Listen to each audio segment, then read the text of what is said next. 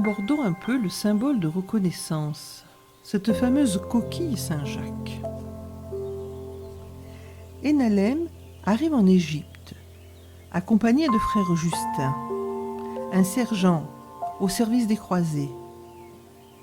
Ils sont reçus au monastère de la Pénitence à Aboukir, qui est un lieu particulier puisqu'il se trouvait sur l'emplacement d'un ancien temple païen dédié à une divinité moitié femme, moitié démon, qui avait le pouvoir de guérir ceux qui venaient l'adorer. Enalem, qui n'est jamais venu en Égypte, sait qu'il est arrivé au monastère grâce à la présence d'une conque de chaque côté de la porte d'entrée. Pour les lecteurs, pages 126 et 127.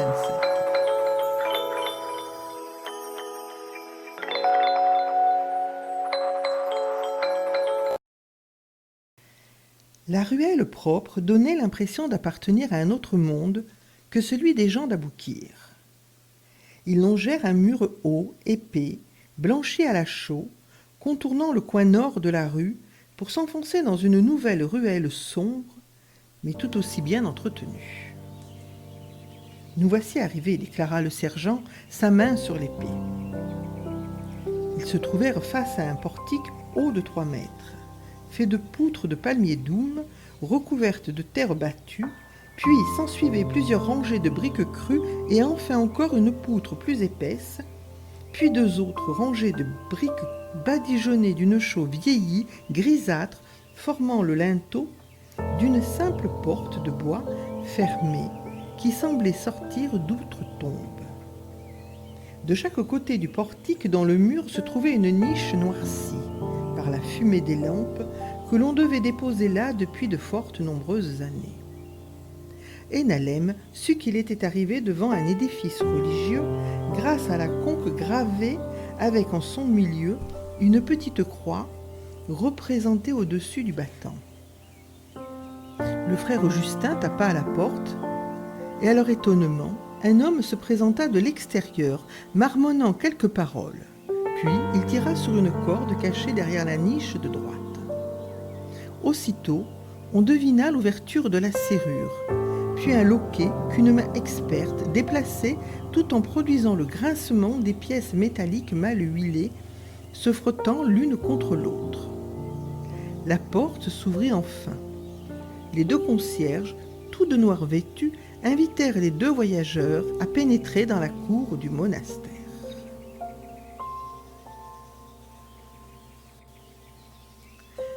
Cette conque, il va la retrouver plusieurs fois, dans les cellules des moines à Aboukir, mais aussi au Kélia. Elles servent de niche et sont décorées de croix ou servent à déposer une lampe, c'est-à-dire apportant une lumière intérieure ou extérieure. Il n'est pas surpris de cette décoration, même si auparavant, il l'a vue sans bien comprendre, cette présence de la conque, à l'entrée de la mosquée d'Aksum, sur la place du souk, alors qu'il est accompagné des 2 commerçants juifs qui se rendent à Jérusalem. Pour les lecteurs, page 1. Écoutons cette description de la façade de la mosquée d'Aksum.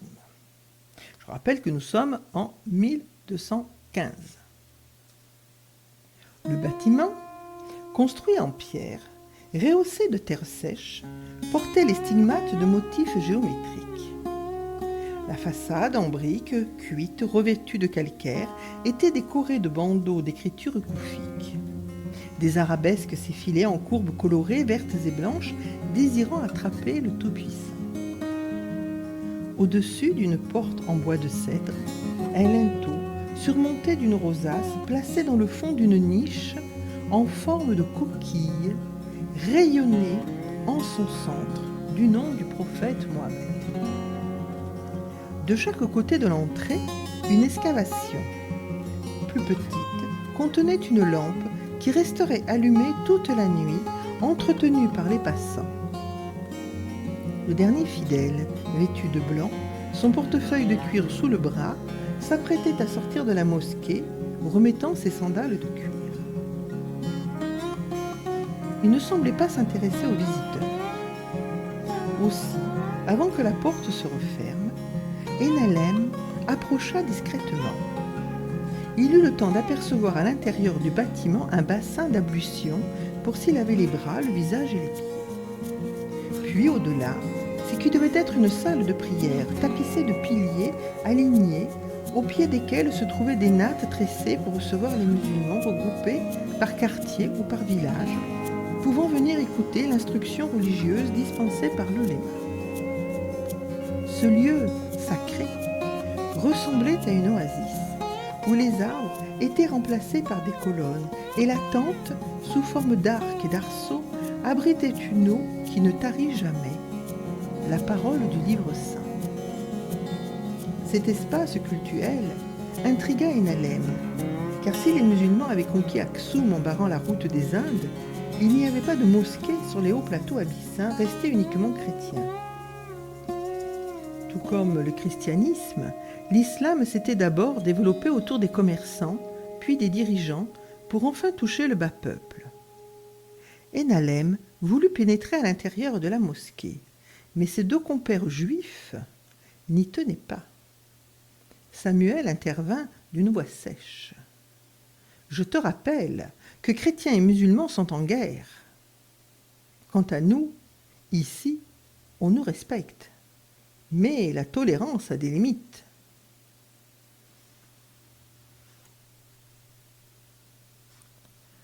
La coquille. Le nom du prophète écrit en son centre. L'eau, les ablutions,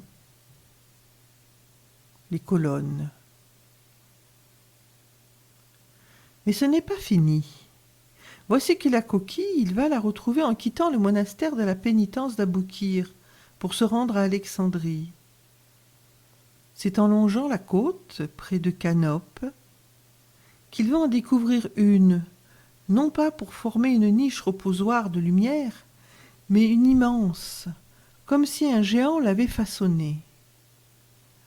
L'anse de Canope lui offre un spectacle inattendu qui sera des plus révélateurs. Pour les lecteurs, page 133.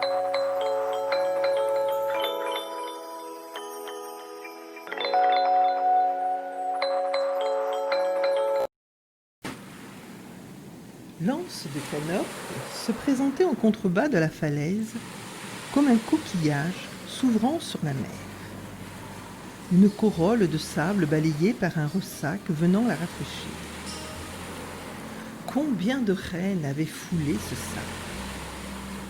Car l'endroit exotique était comme suspendu par le temps. En guise de coquille, la roche grise recouverte d'écume maintenait une colonnade comme des tiges sortant de la terre. Ici, la végétation naissant de la roche pour s'élancer vers le ciel d'un azur sans reproche. De chaque côté de la colonnade, des dauphins de marbre, usés par les siècles et les intempéries, avaient perdu leur regard joyeux de l'innocence. Rognée, la pierre blanchâtre s'était creusée, dévisageant l'animal en bête blessée, dont la plainte s'élevait à chaque claquement des eaux venant de l'horizon.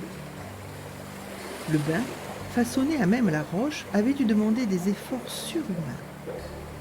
Pourtant Enalem se souvint de ces légendes dont les femmes aiment à se prévaloir, de ces histoires qui n'ont ni pays, ni frontières, ni limites, dont la couleur de peau importe peu, puisque femme peut se transformer en reine déesse, en devenant la mère du futur héritier royal. Un trait d'union entre le monde divin et le monde terrestre qui appartient à leur ventre fripé par les grossesses. On pouvait entendre encore le son de la flûte, laissant se mouvoir des silhouettes juvéniles enveloppées de brume matinale, pendant que la souveraine se baignait dans le liquide offert chaque jour par le Dieu créateur de la grande verte. Le corps nu, ruisselant d'écume immaculée, le visage tourné vers le Dieu Ré, la reine devenait la déesse Aphrodite. une perle enfermée dans une conque dont le plissé de la corne minérale évoque celui du ventre maternel.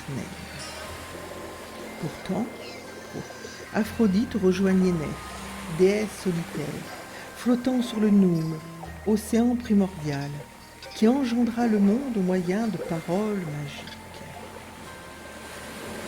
C'est donc là leur secret. La parole qui naît et vit à l'intérieur d'elle-même, dont le ventre maternel est divin. C'est de cette parole qu'il va leur falloir accoucher. Voici donc le lien entre le ventre de la déesse et l'accouchement de la reine qui va directement donner accès au savoir en délivrant le fœtus des eaux primordiales, ouvrant ainsi la puissance au Verbe. Les Bérénice, Arsinoé, Cléopâtre, grande épouse royale ptolémaïque, donnèrent un héritier, l'élu divin, qui se développa dans un ventre de sagesse, empli du germe royal permettant de cultiver les trois mondes, le terrestre, le marin et le céleste. Un symbole maternel né de la marque de fabrication de ce qui est nouveau, sortant des ténèbres vers la lumière. C'est ainsi que pour affirmer cette délivrance, les reines sont venues se baigner, effleurant le visage du dieu Okéanos, immobile, mosaïque, déposé sur le fond du bassin. Émergeant au centre du dallage, deux yeux noirs entourés de rouge semblent endormis par le temps. Perdue dans une forêt d'algues, la barbe s'accommode d'une grande moustache formée par deux poissons, tandis que des antennes constituées par les pinces d'un crabe prolongent des sourcils servant d'appui, soutenant une coquille renversée sur la tête, où une bien drôle de couronne se termine par une feuille. Tout autour de sa divine majesté règne un monde aquatique, ordonné de façon symétrique et axiale.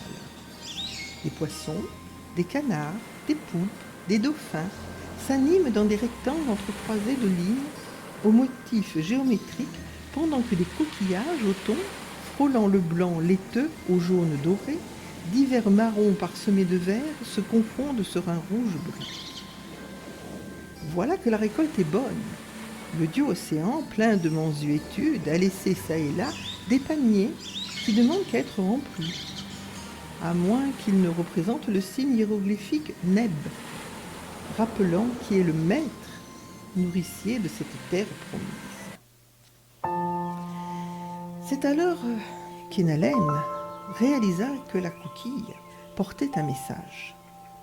Cette conque que l'on retrouve dans l'art depuis les temps les plus anciens. Aphrodite naissant des ténèbres jusqu'au début du christianisme, où la déesse rompit le lien sacré sans bruit ni parole.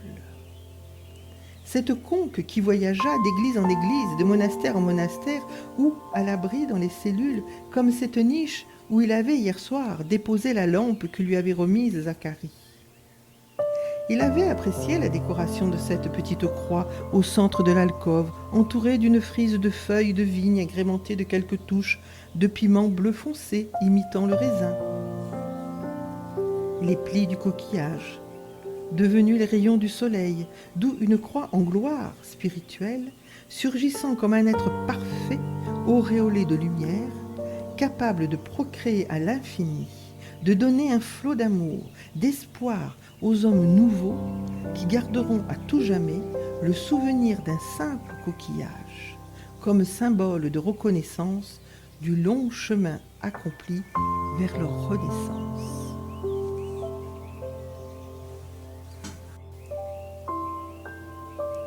La coquille, ramassée sur une plage de Galice, Pectène sortit des abîmes des ténébreuses eaux primordiales, puis laissée en évidence sur le sable.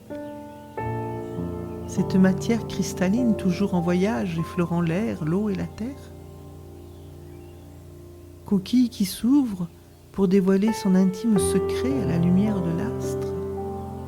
Point de pétales, ni de pistil, mais un souffle de vie, prêt à nourrir l'homme affamé depuis qu'il a mordu la pomme au jardin d'Éden.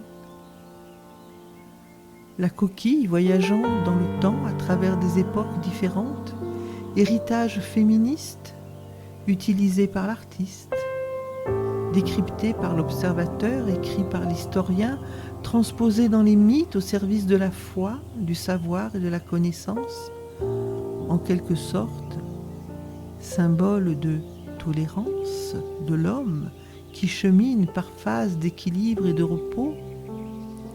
N'est-ce pas, comme le soulignait Jacques Vidal, la dignité de l'homme ? Quel réconfort de rencontrer d'autres pèlerins portant le même symbole que le nôtre. Nous avons alors la certitude d'avoir fait le bon choix et d'appartenir à un monde où espoir et liberté sont unis par un lien mystique.